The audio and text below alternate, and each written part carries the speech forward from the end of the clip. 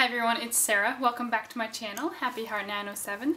Today I have a first impression video on a foundation. This one is by Bourjois. It's the 1-2-3 Perfect 3 Correcting Pigments, 0 Imperfections. It says it has yellow pigments for anti-dark circles, mauve pigments for anti-dull complexion, and green pigments for anti-redness. And it says flawless complexion, even to perfection, up to 16 hours. So the color I have here is in N54 Beige. So I picked this one up yesterday for 15 euros, which comes out to just under 17 US dollars. I have not heard anything about this foundation, but I'm excited to give it a try. So what I'm going to do for this video though is lately I have actually been in the habit of using a primer and a setting spray, but I remember back to, say, over the entire fall, winter, and spring even, I was looking for more of a foundation that I could put on for a quick routine to go to school and to go off to work, and I didn't actually go through all the primer, setting spray steps. So today I kind of want to go back to that routine and see how this foundation performs just on its own without any primer or setting spray. Although I will set it with the powder just because I always do. Let's see how this works. It comes in an awesome pump. I'm also going to try it out between two different tools today, both of which incidentally are by Real Techniques. First I have the Expert Face Brush, and then I have their, I believe it's called the Complexion Sponge. It's kind of their answer to the Beauty Blender. So I'm going to go ahead and try with both of these tools and see how the foundation applies. I'm going to put a little bit on the back of my hand. It does say it has an SPF of 10. I got a color that might be a little dark for me right now. Ooh, it's a little runny. I suppose a medium texture for a liquid foundation. So this color could be perfect or it could be a little bit dark. I kind of am anticipating getting some sun and tan, so we'll see how this works. We'll start with the complexion sponge. Just pick up a little bit there, one dab in.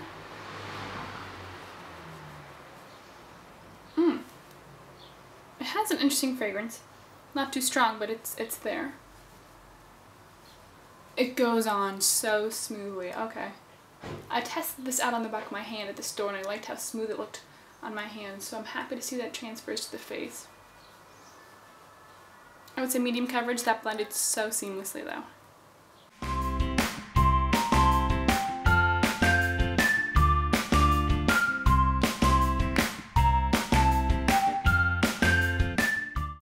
Gonna go with one more pump here.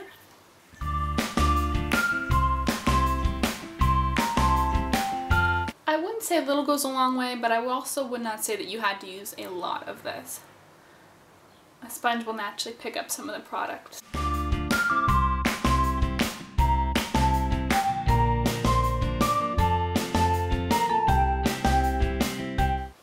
Alright, so that is the foundation on one half of my face applied with the complexion sponge.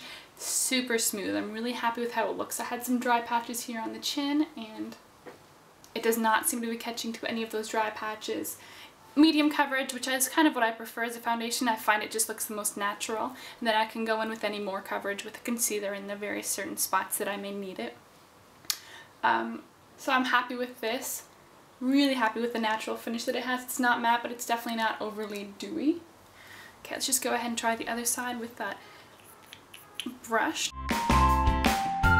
This brush I like to really push it into the face and I find you get more coverage, which definitely has applied thicker with this brush, which will help with coverage, but also it shows that a little bit deeper tone coming out, so we'll have to work a little harder to blend it. As we can see, it's a little too deep for my neck, oh no.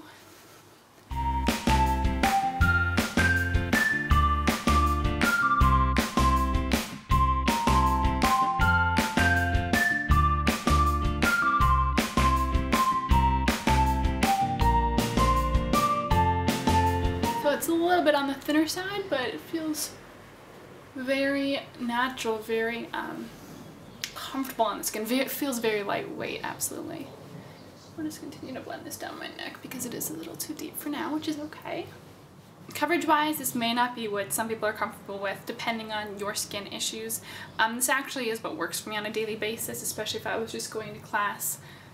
And of course I can always go over it. It's the kind of coverage to where the most of the face looks pretty good, enhanced, so to speak, but there definitely are some problem areas that some people may feel they need to target and cover those more, and some people may feel comfortable with letting that show through. So if I go in with another layer, just on those target areas though.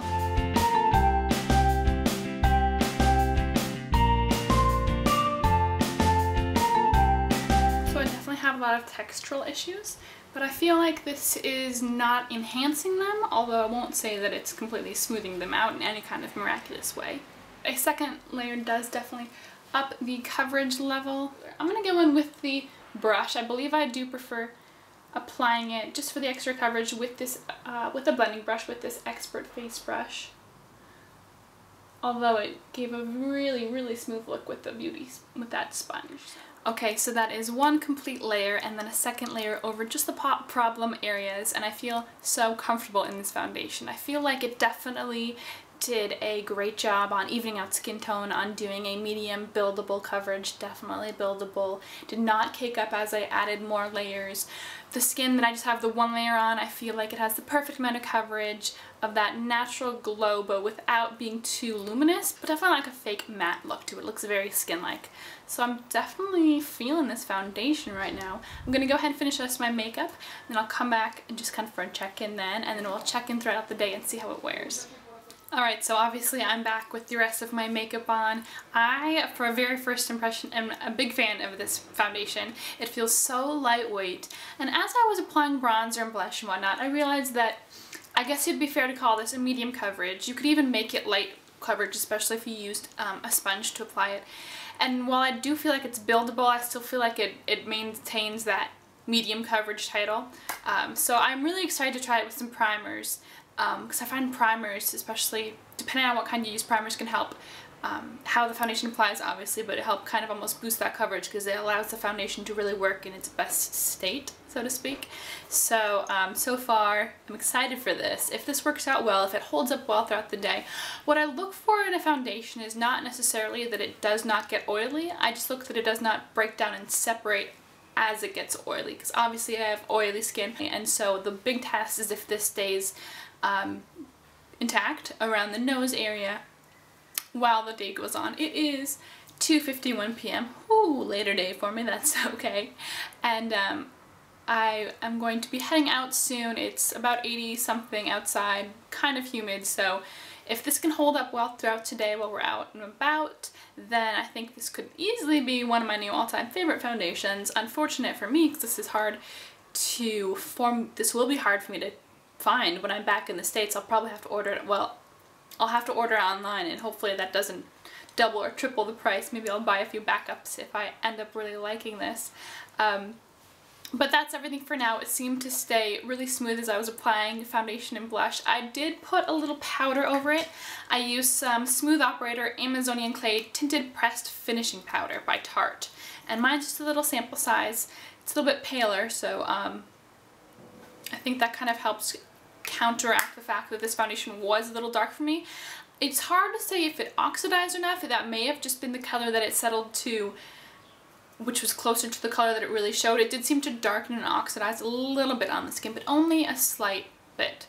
So, big fan, and I'm excited to see how it wears throughout the day and how I wear it with different setting sprays and powders and different primers throughout the week. I'll come back with my full thoughts on it throughout the day, and then again another week or so, and we'll see how this Bourjois 123 Perfect foundation works for me. So thanks for watching, and I'll check in with you guys later.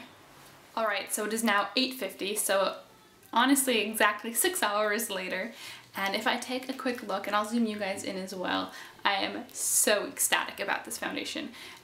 Let's see here. So if you look, I'm definitely oily, but I anticipate that. One, because it has been about 90 degrees and humid today, and I was out about in the direct sunlight a good amount in the pretty high heat of the day. And two, because I did not put any primer or setting spray, so if you can see, there's definitely shine town going on. Let's see if I can get closer here and show you guys. But I don't see the foundation breaking apart, and that was really what I was hoping for, and I was hoping against it breaking apart, obviously. That for me is really what makes or break a foundation. If it gets oily but holds together and doesn't break apart around the nose in particular, then I'm like, yes, I'll take it, I can work with you. And like I said, this one seemed to hold up. It just got a little oily. I have not patted or powdered once from the beginning, which was 6 hours ago. And I feel like if I had had some primers on or a setting spray, even just one of those, the longevity of this foundation would have withheld a little bit better. Even as it is, you can still clearly see my blush and bronzer. So I'm happy about this. Oh, a little bit of a downside that this is going to be a hard foundation for me to encounter when I'm back in the States, but you know, beggars can't be choosers, I suppose. So we'll make it happen. But so at a 6-hour update, feeling really good about this foundation. Now I guess the only thing for me to do is see if it breaks me out over the next couple days.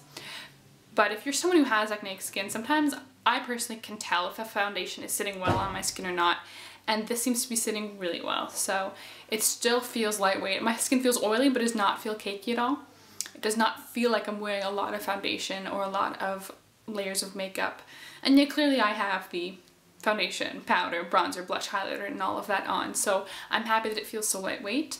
And I think I've said enough about it at this point. So I will check in with you guys at the end of the day and see if my opinion has changed at all. Alright, so for my final update, it is 11:50 p.m. so it's been exactly 9 hours, which is why I look like a hot mess over here. We just got back from biking around town. It's still 82 degrees outside and humid, so it's been a good day to test out a foundation, and let me tell you what. So the status is basically exactly the same to my last update and my thoughts on it then. The oil definitely showing through. If that's something that you're not vibing, this foundation might not be for you if you have oily skin. But for me, I don't mind the oil showing through. What I don't want, as I've said a gazillion times, is the foundation breaking up. And I do not see any of that going on. So I'm psyched on that. Let me zoom you in a little bit so it's a little bit less up close and personal. So after our 9-hour day, I did actually, I will say, I did powder once really lightly without even thinking about it. I just grabbed my powder and wanted to see how it reacted with that extra layer of powder over the oil and foundation after, I think that was the 6-hour mark, and it reacted really well. It really refreshed the look. So that was 3 hours ago, and as you can see, my face is definitely oily again, but that's to be expected after being out in the heat again. It didn't break up, it didn't cake up, which is a big thing. I'm looking, my lighting's hard to work with now because obviously I am only working with artificial light, but I do see that my brush and bronzer is still there. It's not as strong as the last update, or especially when I first put it on, but it's not completely disappeared, so that is a testimony to the strength of the foundation as well. I'm not going to keep rambling. I love this foundation. I'm going to try it out with different primers and setting sprays and different combination of other products to see what kind of longevity I can get out of it then. But overall, I give this foundation a big 2 thumbs up. So we'll see how I feel about it in about a week or so. We'll see if these good vibes continue over this next week of wear. It will be pretty hot, kind of more tropical climate, so it's going to be a really good test for it. But I have high hopes. So I'll see you guys in a bit. So it has been actually over a week that I have tested out this Bourjois foundation, and I'm still a huge fan. I will say, as my final thoughts, first thing being, I love the fact that this really, when I try to decide what kind of coverage title this will fall under, it's hard to say. When I apply it with a beauty blender or a makeup sponge, it really does fall under that light coverage category. But when I stipple it on with a thicker blending brush, it falls definitely under the medium to buildable full coverage. So I really like the versatility of this product. It dries to, as I previously stated, a very lightweight feel, and it really almost dries to a powdery finish as well, in a good way, though. I don't mean that into like a settling on your skin. I mean that it sets very well as far as foundations go. If you are someone who really just does not like your skin to get oily, then this may not be the foundation for you, because the oil will seep through, and to be fair, this never once claims to be a mattifying foundation. But if you're someone who, like myself, doesn't mind the oil, but likes the foundation to just stick together and to be easy to retouch up or just blot throughout the day, then this is a great product. I am wearing it today along with a little bit of a medium coverage concealer, so I'm happy with the finish it gave me. I've had it on for about 5 hours now, and I have not retouched it at all. So as you can see, my nose and T-zone area is a bit oily, but it still looks good. And having it been 5 hours and have my blush and bronzer and everything still be perfectly clear, I'm really happy about that. With that being said, I do have primer setting sprays. It's been powdered. I've pulled out all the stops today. But final thoughts, I highly suggest this product if you can get your hands on it. I need to figure out where I can get this in the States. So if you have suggestions for sites that I can buy this from without some kind of exorbitant tax or shipping fee, that would be wonderful. Go ahead and comment those below. Thank you so much for watching. I hope you enjoyed. And if you have a chance and are looking to try out a new foundation, I highly suggest this one. And don't forget to subscribe, so I'll see you in my next video. Bye. Today I'm going to be doing some first impressions and review on a couple Glam Glow products. So these are products that have had a lot of hype lately, and I've heard only good things really, but I wanted